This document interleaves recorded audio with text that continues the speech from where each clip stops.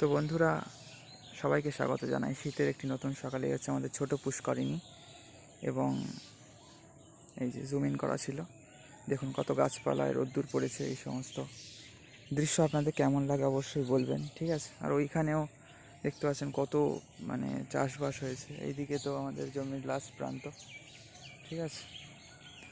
চলুন ওই দিকটাও আপনাদের একটু দেখিয়ে দিই। এই যে সজনে গাছগুলো ভালো লাগছে, উপরে রোদ্দুর পড়েছে, এগুলো উঁচু তো। ওইদিকে বাঁশ গাছেও, তাল গাছ, নারকেল গাছ, এগুলো খুব সুন্দর রোদ্দুর পেরিয়ে গেছে। আম গাছ, এই যে সেগুন গাছ, এই যে কদম গাছ, এগুলো দেখতে পাচ্ছেন।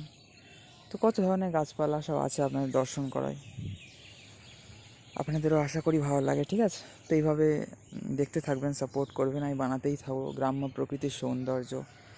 আমার বাড়িতে বা বেড়াতে গেলে আমি প্রকৃতি ভালোবাসি, প্রকৃতি প্রেমী তো, এবং আপনাদেরও দেখাতে ভালোবাসি। তো চলুন দেখাবো আমি অবশ্যই।